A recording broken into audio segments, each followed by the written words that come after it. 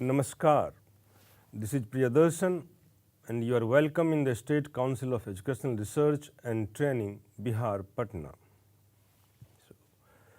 Dear children, today we are going to read one of the finest lesson, My Childhood, of your textbook. And the name of the lesson, as I said, it's My Childhood. It has been taken from the autobiography of our former President APJ Abdul Kalam, and the name of his autobiography was Wings of Fire. So, and the former president, he was born on 15th October 1931 and passed away on 27th July 2015. So प्यारे बच्चों, आज हम लोग जो कहानी पढ़ने जा रहे हैं वह एक बहुत ही प्रेरणादायी और रोचक कहानी है। कहानी का नाम माय चाइल्डहुड है, मेरा बचपन। यह कहानी हमारे पूर्व राष्ट्रपति एपीजे अब्दुल कलाम की ऑटोबायोग्राफी से, उनकी आत्मकथा से ली गई है। नाम माय चाइल्डहुड है और हमारे प्रेसिडेंट जो फॉर्मर प्रेसिडेंट थे उनका जन्म 15 अक्टूबर 1931 को हुआ था और उनका देहावसान 27 जुलाई 2015 को हुआ था। तो जैसा कि मैंने बताया कि यह स्टोरी एक बहुत ही प्रेरणादायी कहानी है, बहुत ही प्रेरणादायी स्टोरी है, शिक्षाप्रद भी है और हम सब के लिए यह एक बहुत ही महत्वपूर्ण है और हम सब को ये पढ़ना भी चाहिए। इनफैक्ट उनकी जो आत्मकथा है, ऑटोबायोग्राफी, जिसका नाम विंग्स ऑफ फायर है, यह एक मस्ट रीड पुस्तक है, हर भारतीय को ज़रूर पढ़ना चाहिए। जैसे एक उर्दू में एक लाइन है कि कौन कहता है कि आसमां में हो नहीं सकता सुराग, यारों एक पत्थर तो तबीयत से उछालो। तो कहानी का जो पूरा मर्म है इसी पर बेस्ड है, आप इसे ऐसा समझ सकते हैं।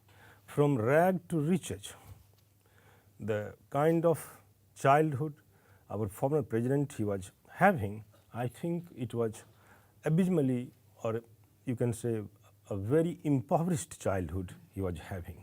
He had to struggle a lot. बहुत ज़्यादा उनको जीवन में संघर्ष करना पड़ा। उन्हीं संघर्षों की ये गाथा है। तो कहाँ से कहाँ, अर्थ से लेकर फर्श तक हमारे राष्ट्रपति की जो सफ़र है वो बहुत ही रोचक है, प्रेरणादायी है। आइए हम सब इस कहानी को पढ़ते हैं।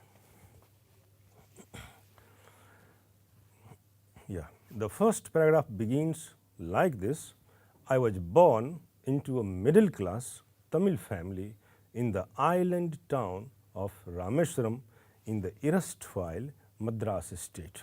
Erstwhile Madras state क्योंकि वह अंग्रेज़ों का ज़माना था, हिंदुस्तान गुलाम था और मद्रास जो था अंग्रेज़ों के अधीन था। एक erstwhile तो पूर्व में यह अंग्रेज़ों के अधीन का राज्य था।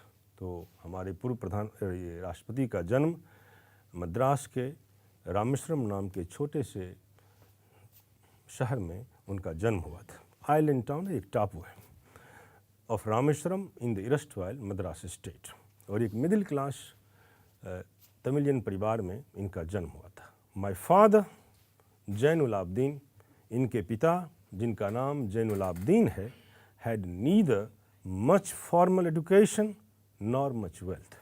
नहीं तो उनके पिताजी भी कोई बहुत शिक्षित नहीं थे, यहाँ तक कि फॉर्मल शिक्षा भी उन्होंने प्राप्त नहीं किया था। नॉर मच वेल्थ, और न ही उनके पास कोई अधिक धन संपदा थी। शिक्षा भी नहीं थी, दौलत भी नहीं था। डिस्पाइट दीज डिसएडवांटेजेस, इन कमियों के बावजूद ही पजेस्ट ग्रेट इन्नेट विजडम। ये जो इन्नेट है, इसको अगर देखें तो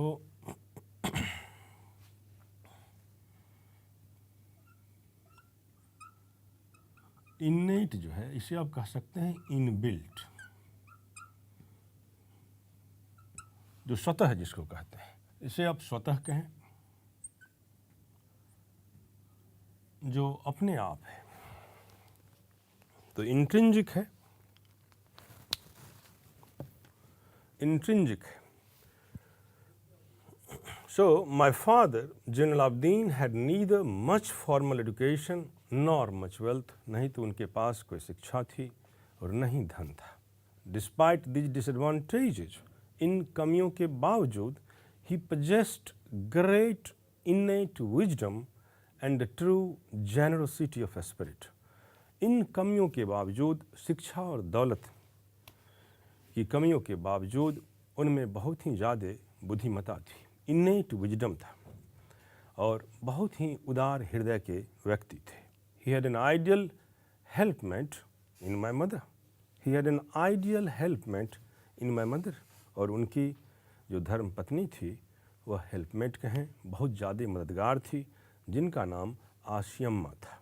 I do not recall the exact number of people she fed every day.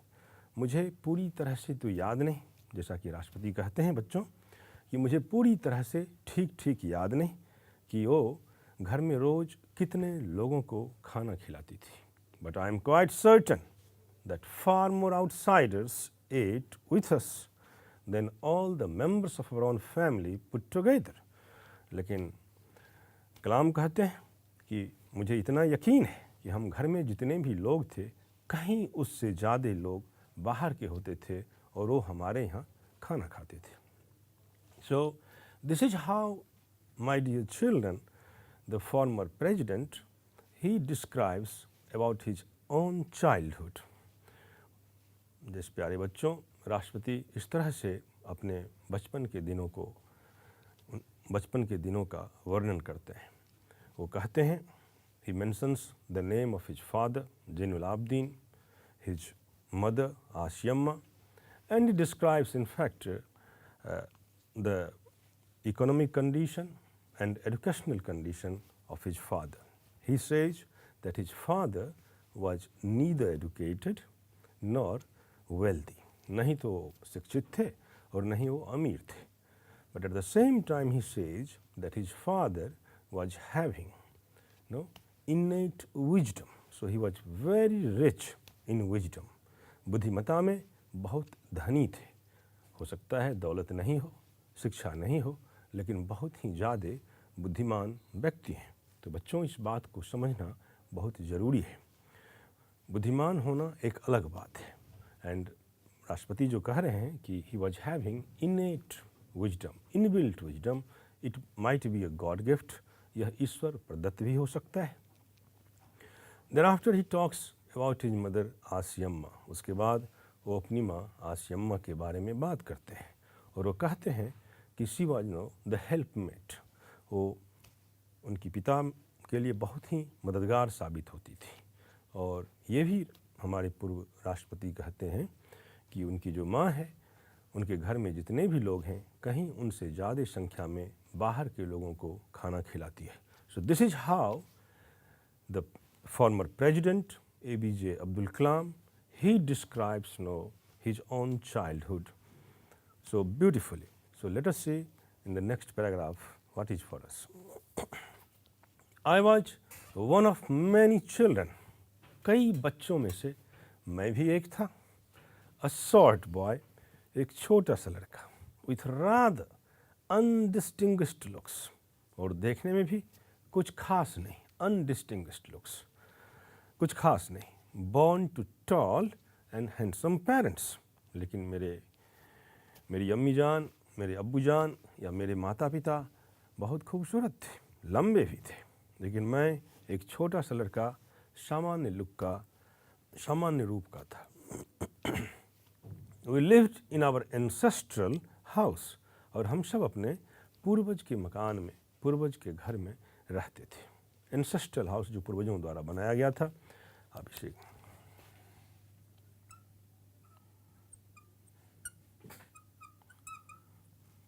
Ancestral,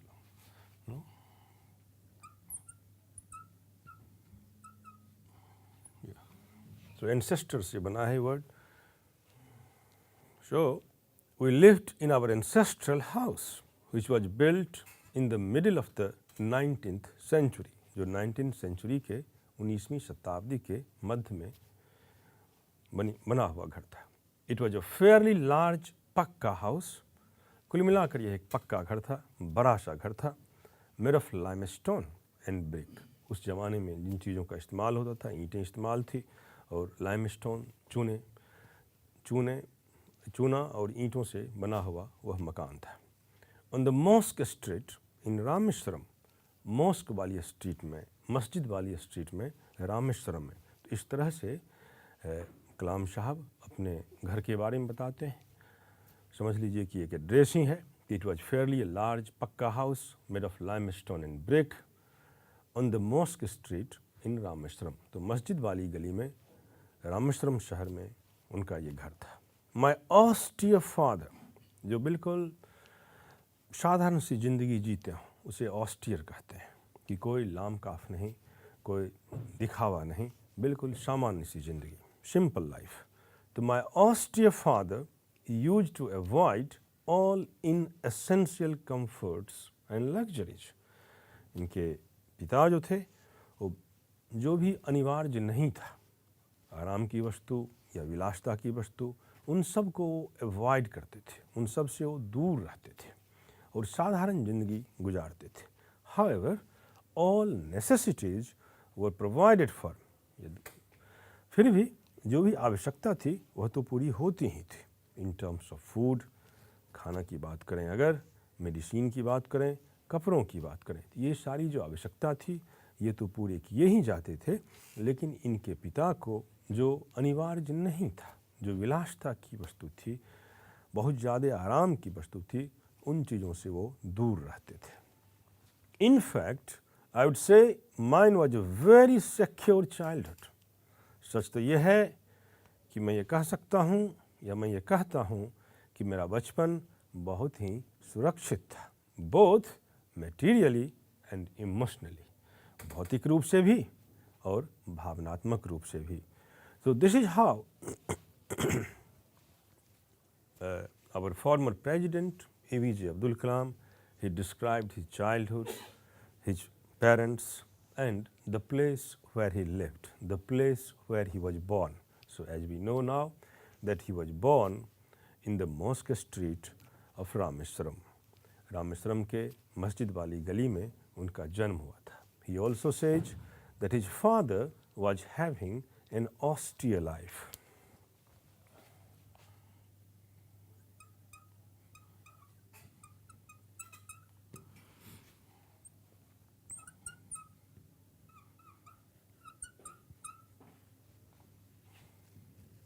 Simple.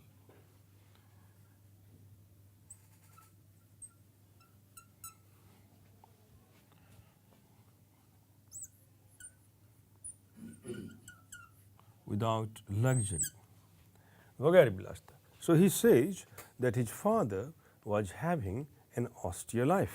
वो कहते हैं कि उनके पिता बिल्कुल सामान्य ज़िंदगी जीते थे और उसमें वो विश्वास करते थे. It doesn't mean that he was not capable of fulfilling the essential needs of life. इसका मतलब ये नहीं है कि जो ज़रूरत की चीज़ें हैं उससे वो पूरा नहीं करते थे, उससे वो ज़रूर पूरा करते थे.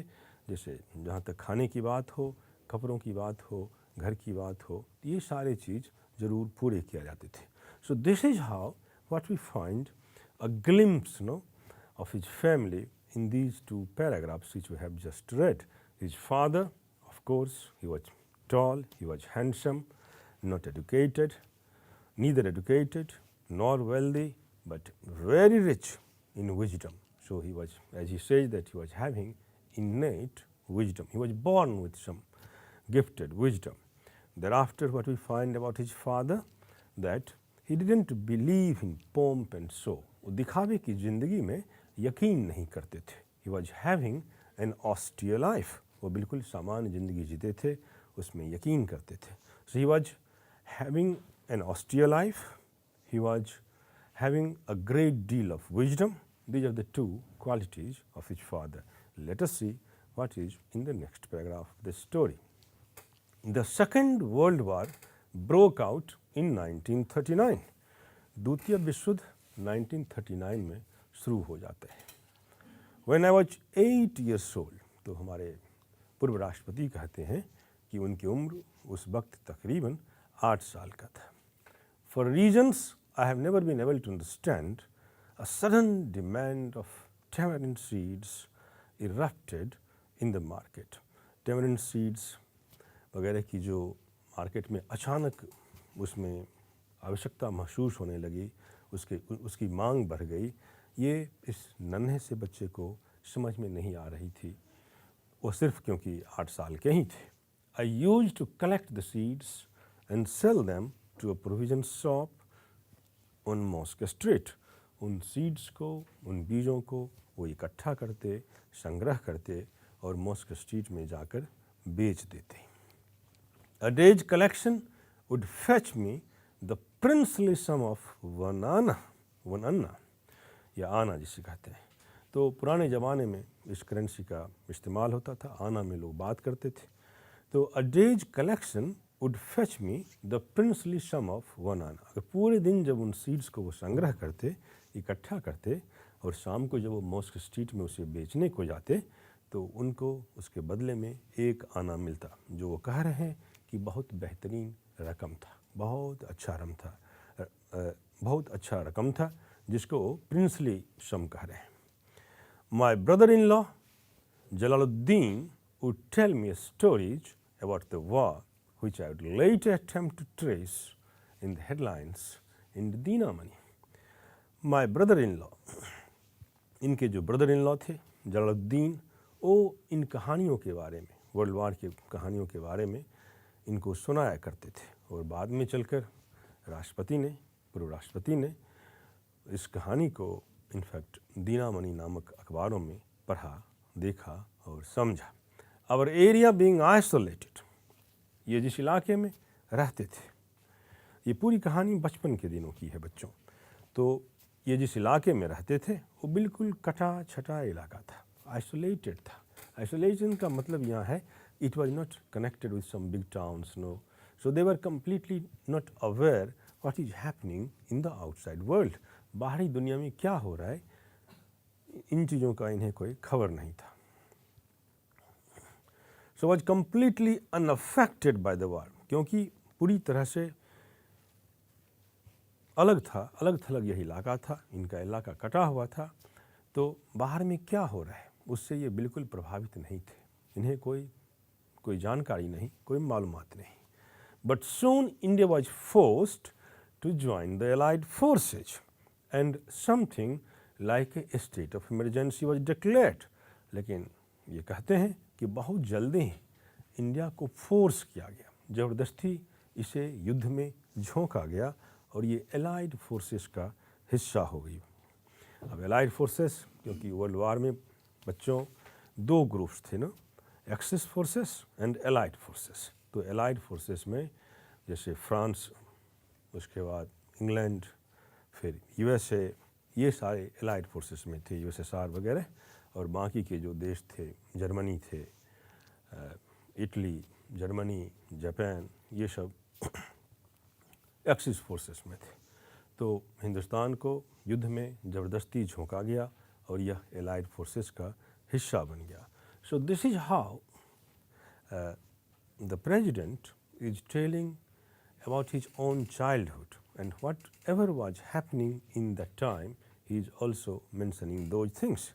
एज ही सेज, जैसा कि ये बताते हैं कि युद्ध के बारे में इनको कुछ खास जानकारी नहीं थी, क्योंकि एक तो यह महज 8 साल के बच्चे थे और रामेश्वरम शहर जो है, जिसे ये कहते हैं कि वह बिल्कुल अलग थलग था, बिल्कुल कटा हुआ इलाका था, तो आम दुनिया से वह कनेक्टेड नहीं था. तो ये कहते हैं कि इनका एक जो इनके ब्रदर इन लॉ थे वो इनको युद्ध के बारे में बताते थे. और बाद में दीनामणि करके एक मैगजीन आती थी, एक न्यूज़पेपर था, जिसमें जब हेडलाइन वगैरह पढ़कर इनको कुछ जानकारियाँ मिलती थी. सो this is how he tells us in this part of the story. Let us see the next. The first casualty came in the form of the suspension of the train halt at Rameshwaram station. तो जो पहली casualty थी, युद्ध का जो पहला असर था, वह यह था कि जो रामेश्वरम स्टेशन पर जो गाड़ियाँ रुकती थी, जो ट्रेन्स रुकते थे, अब नहीं रुकते हैं, वो सस्पेंड कर दिए गए हैं. The newspapers now had to be bundled and thrown out from the moving train on the Rameshwaram road between Rameshwaram and Dhanuskodi. क्योंकि अब ट्रेन वहाँ रुकती नहीं, तो होता ये था कि चलती हुई ट्रेन से न्यूज़पेपर का बंडल रामेश्वरम और धानुषकोटी के बीच चलती हुई ट्रेन से उस बंडल को फेंक दिया जाता था. That forced my cousin Shamsuddin, who distributed newspapers in Rameshwaram, to look for a helping hand to catch the bundles, and as if naturally I filled the slot. तो यहाँ ये कह रहे हैं कि that forced my cousin, अब इनके जो कजन हैं, इनके जो चचेरे भाई हैं Shamsuddin, who distributed newspapers in Rameswaram, जो रामेश्वरम में अखबार बांटने का काम करते थे, अखबार बेचने का काम करते थे, तो उनको एक हेल्पिंग हैंड की आवश्यकता पड़ी. एक मदद करने वाला एक आदमी, कोई एक बच्चा या कोई एक लोग जो अखबार के बंडल को कैच कर ले. As if naturally I filled the slot, और मैं तो प्राकृतिक रूप से वहाँ उस स्लॉट को पूरा करता था. तो इस कहने का मतलब ये है कि उनके कज़न ने उनको उस जगह पर रख ली जो न्यूज़पेपर को कैच करने वाले थे. Shamsuddin helped me earn my first wages. Shamsuddin ने पहली दफ़ा मुझे मदद किया, मैं अपनी पहली वेज, या जो जब कोई आदमी काम करता है उसके बदले जो उसको पैसे मिलते हैं, तो वह वेज, उसे हम वेज कहते हैं. तो शमसुद्दीन जो इनका चचेरा भाई है, ये वो इनको हेल्प करता है, और पहली दफ़ा ये अपना मतलब जो कुछ भी कमाते हैं ये पहली दफ़ा कमाते हैं, तो इनकी ये पहली कमाई है. हाफ ए सेंचुरी लेटर, तकरीबन आधी शताब्दी बाद, मतलब 50 साल बाद, I can still feel the surge of pride in earning my own money for the first time. 50 साल के बाद जब ये बड़े हो जाते हैं काफ़ी, तो लेकिन ये कहते हैं कलाम साहब कि 50 साल के बाद भी मेरी जो पहली कमाई है उस पर मुझे अभी भी बहुत ज़्यादा गर्व है. So this is how the president tells us about the impact of war. The first impact which he says that earlier the train used to halt at Rameshwaram. पहले रामेश्वरम में गाड़ियाँ रुकती थी, अब नहीं रुकती है because of the war. So the problem what happened particularly for the boy Kalam, that now the train doesn't stop there. अब गाड़ी या ट्रेन वहाँ रुकती नहीं. So the newspapers are just thrown from the running train, from the moving train. तो अखबार जो है वो चलती हुई ट्रेन से अब फेंके जाते हैं. And in that course there was the requirement of one person, because his cousin Shamsuddin, he used to sell newspapers in Rameshwaram. Rameswaram में अखबार बेचते थे, और उनको एक लड़की की आवश्यकता थी जो चलती हुई ट्रेन से जो अखबार फेंके जा रहे हैं उसे कैच करे. And on that spot Kalam, the boy Kalam was selected. और जो हमारे फॉर्मर या पूर्व राष्ट्रपति हैं उनको चुन लिया जाता है वहाँ, क्योंकि उनका कज़न उनको चुनता है और वो अखबार कैच करने के लिए रख लिए जाते हैं. और कहते हैं ये कि उससे जो पैसे आए, उनका कज़न ने जो उनको पैसा दिया, it was his first earning, यह उनकी पहली कमाई है. और इसके साथ वे यह भी कहते हैं कि 50 साल के बाद जब वो काफ़ी बड़े हो जाते हैं, even at the time he has a lot of pride on his first earning. तो उनको अपनी पहली कमाई पर पूरा गर्व है. Let's see. So the first year, every child is born with some inherited characteristics. ये कितनी खूबसूरत बात है बच्चों, इस पर जरा गौर करो. Every child is born with some inherited characteristics. जो भी बच्चा जन्म लेता है कुछ न कुछ विशेषता के साथ जन्म लेता है. कहने का मतलब यह है कि कोई भी बच्चा साधारण नहीं, ऑर्डिनरी नहीं, हर कोई स्पेशल है. हर बच्चा अपने आप में विशिष्ट है. यह बहुत बड़ी बात है, इसे समझने की आवश्यकता है. हर इंसान में एक न एक खासियत होती है जो और लोगों से उसे अलग करती है. हमारे पूर्व राष्ट्रपति इसी बात की तरफ इंगित कर रहे हैं. सो बच्चों, इस बात पर गौर करें कि every child is born with some inherited characteristics. कुछ खास विशेषता के साथ हर बच्चा जन्म लेता है into a specific socio-economic and emotional environment, और उसके लिए एक खास सोशियो इकोनॉमिक, सामाजिक, आर्थिक और भावनात्मक वातावरण होता है, and trend in certain veg bye figures of authority, और एक खास एक विशिष्ट तरीके से उसको ट्रेन भी किया जाता है। आई inherited honesty and self discipline from my father. तो जिस तरह से ये कह रहे हैं कि हर बच्चा एक विशिष्ट विशेषता के साथ जन्म लेता है, उसमें एक न एक कोई विशेष गुण होता ही होता है, उसके अपने सामाजिक, आर्थिक और भावनात्मक वातावरण होते हैं।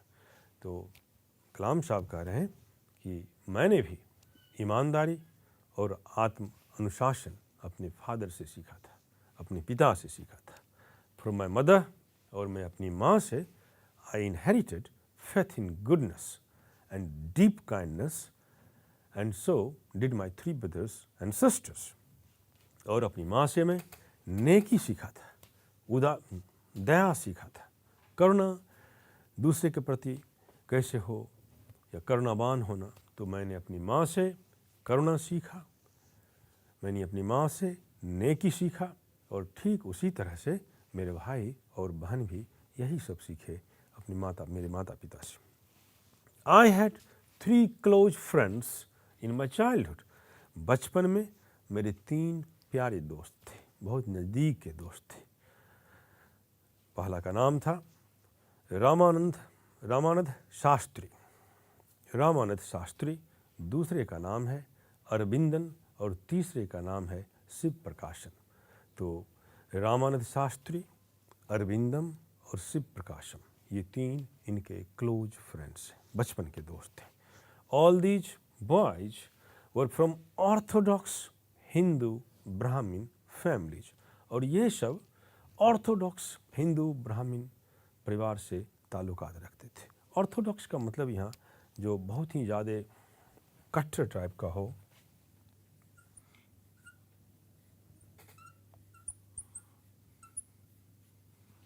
ऑर्थोडॉक्स,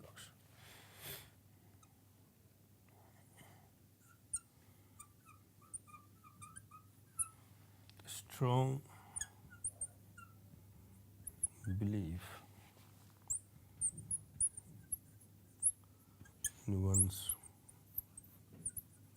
culture and religion, जिसको आप हठधर्मिता कहते हैं। तो ये जो 3 ब्राह्मण्स थे, रामानंद शास्त्री, अरविंदन और शिव प्रकाशन, ये सब ऑर्थोडॉक्स फैमिली से बिलोंग करते थे।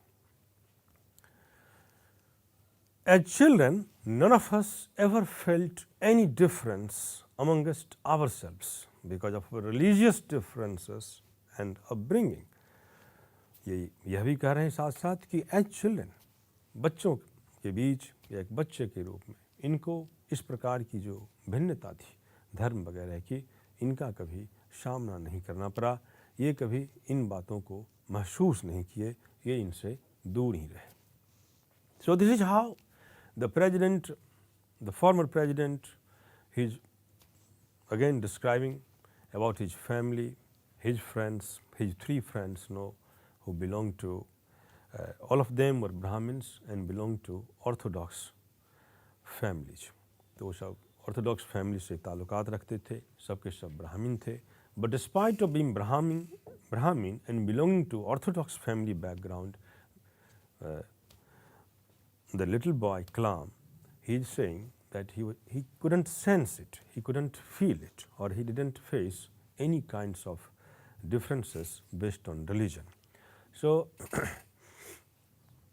up to this, children, whatever we have read, in fact, that is really quite fascinating, and it's also normal to most of us, because the way he was being and brought up, he was born in a small town, island town, as he says, Rameshwaram. His father was having an austere life, mother, she was also quite religious. Friends, despite of being Brahmin, belonging to Orthodox family, he was not having any kind of difference, or he couldn't face any challenges based on religion, based on culture. So, this is what we have read up to this. We shall meet again next time, and we shall complete in fact the remaining parts of the story in the next lesson. Till then, goodbye, stay blessed, namaskar.